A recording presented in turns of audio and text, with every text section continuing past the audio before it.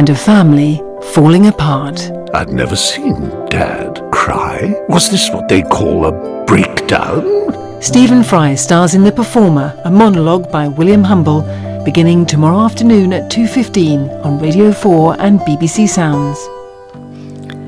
And now on Radio 4, Tom Mayhew is Benefit Scum.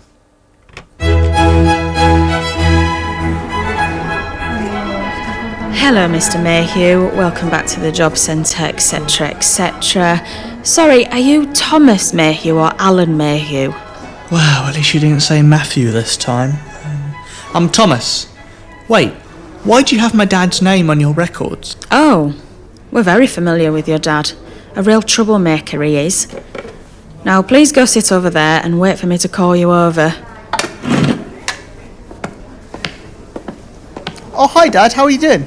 Oh, I'm okay. I'm full up. I've had 24 Weetabix for breakfast. Again, you always do that. Oh my God. Yeah, I know, but I forgot the 4 pints of milk. I know. That is a shame. Yes, I drank 4 pints of milk straight after, though, and shook myself up. Like Mr. Bean? No, I'm not Mr. Bean. I'm Mr. Mayhew. But you are a lot like Mr. Bean, because, do you remember that story of how you met Mum? I was with a friend and we decided we'd go to I think it's a conservative club or something like that. And she was there and I just saw her and we fixed and that was it. And then she thought she'd get me jealous by dancing with some plank that I didn't like. So what did you do? I fell over the table when the dance had finished and tried to speak to her. Do you think that's what attracted Mum to you? I think it did, because she knew I was an idiot straight away. What was your dream job when you were 6? Never had a dream job. I just thought I'd go and fit in with whatever came up. So you never had any lofty career ambitions? You never wanted to be an astronaut or a comedian or a pilot or anything?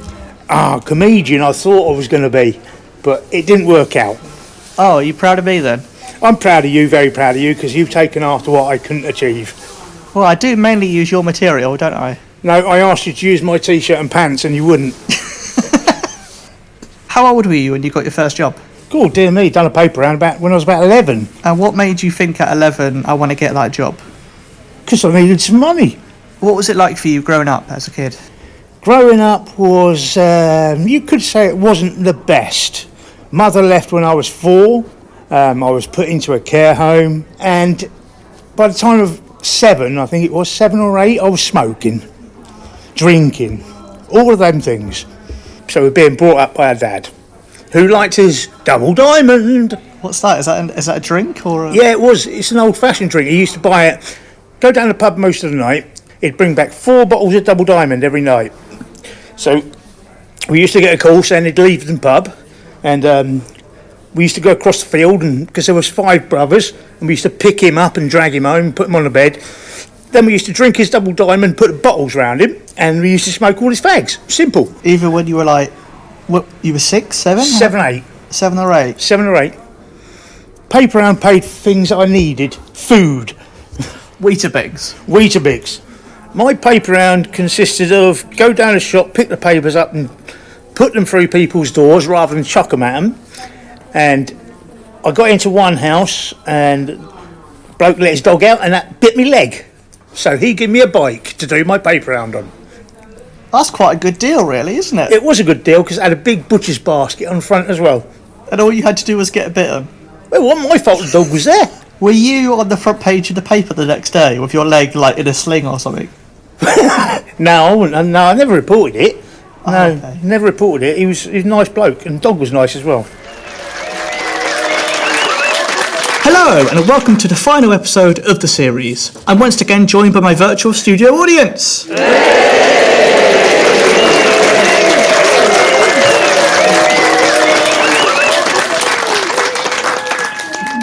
This has nothing to do with the pandemic or anything.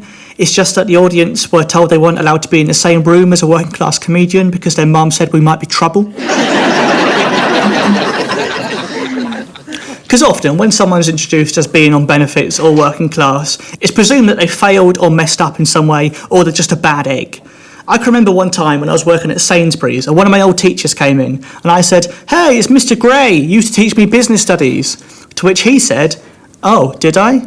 Oh, well, I clearly didn't do a good job then, because you've ended up here."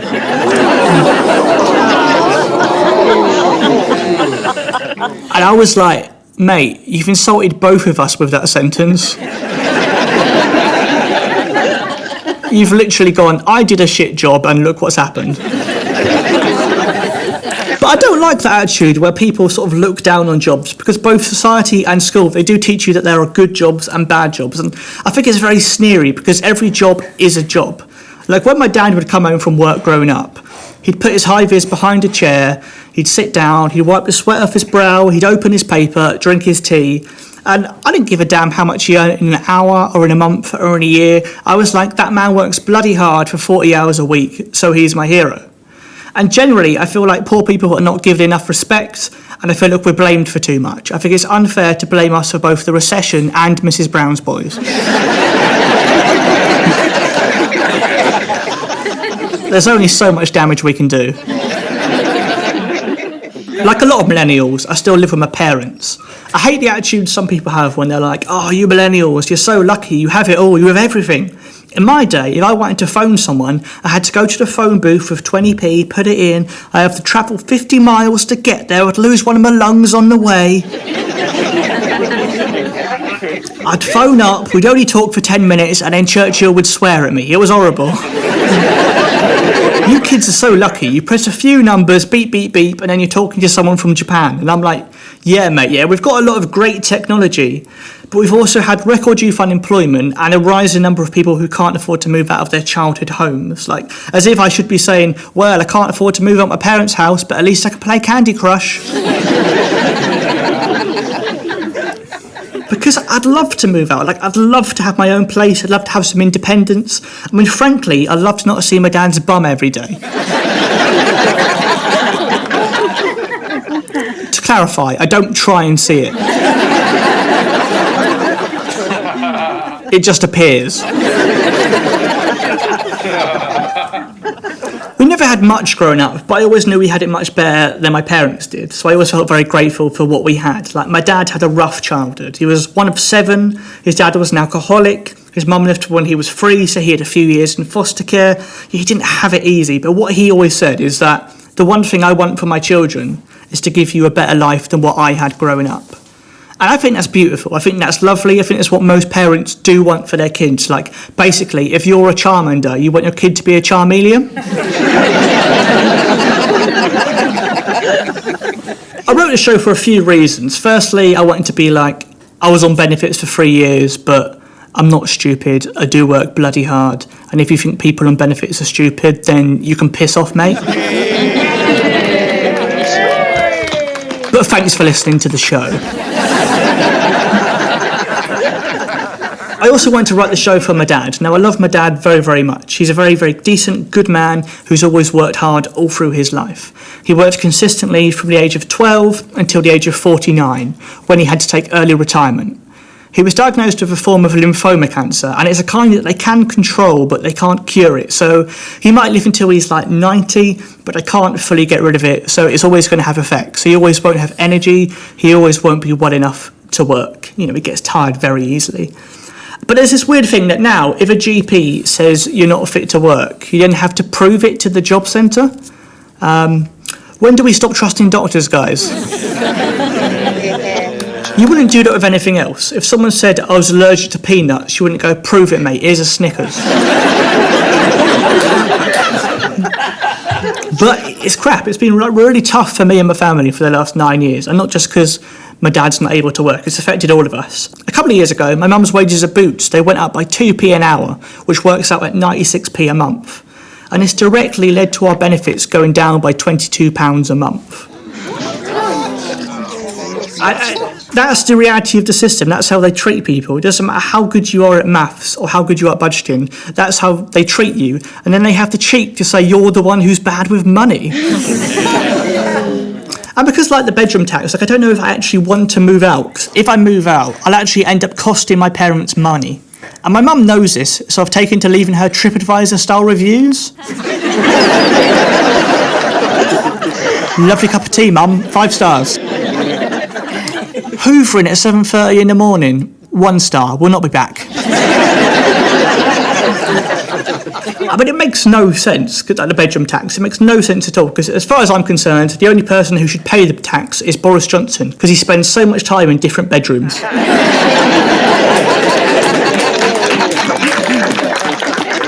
The genuine issue for me, though, is that when someone like Ian Duncan Smith or Boris, when they talk about people on benefits, they look at the world in terms of the economy, they look at the world in terms of what people pay in equally and what they get out. So whereas I look at my dad as a beautiful, wonderful, funny, loving man who's worked hard for the last 40 years just to look after his family, they see him just as someone who's contributing zero. So they see him as worthless, and he's not bloody worthless. Like, he's not worthless at all.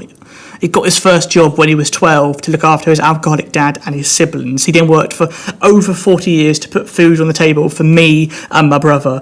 And he never took a sick day in that time. He used to volunteer for Beavers because he liked looking after children and helping out his community. And he's someone who, even now he has cancer, once a week he'll pick up elderly people and take them to church meetings so they can get crucial socialising they wouldn't be able to get to otherwise. And people sort of like to go, people, they just get ill and they stop working, they just get ill and stop working because they don't want to work. And I'm like, no mate, no. Like, my dad, one day he came home from work, he took off his high vis, he drunk his tea, he wiped the sweat from his brow, and as he wiped his brow, his hair was falling out because he went back to work less than a week after having chemotherapy. So if you think people on benefits are lazy or don't want to work, then you don't bloody know us.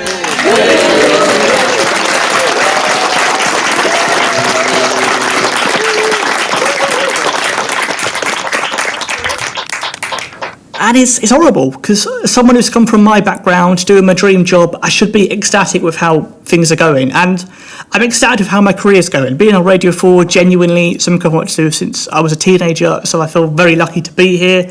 But I can't be properly happy with how my life's going, because like, the one thing I've always wanted to do is give my parents a better life than what they've had. And my original plan for the end of the show, if we were recording it at the Radio Theatre with an audience in the room, I would bring my dad out at this point and he'd get the ovation that he deserves. Everyone would give him a big round of applause and then he'd celebrate by getting his bum out.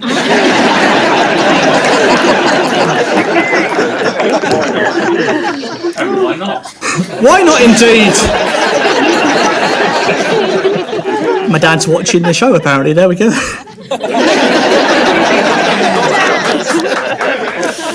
All I'm saying is, if there are any producers out there who fancy making the TV adaptation of this show, I can promise you something that's never been seen on telly before. But you know what? Like, despite everything, my dad keeps going. He does have days where it's tough, where he feels low, but he still gets up and tries his utmost to help others. He keeps going because he knows that we love him and that we need him. So at the end of the show, it goes out to anyone out there who's on benefits, whether because you're disabled, because you're ill, because you're unemployed, or just if your job pays you a poverty wage. You're needed, and you are valuable. Your true worth lies not in how much difference you make to the economy, but in the difference you make to other people's lives. Never let anyone tell you otherwise.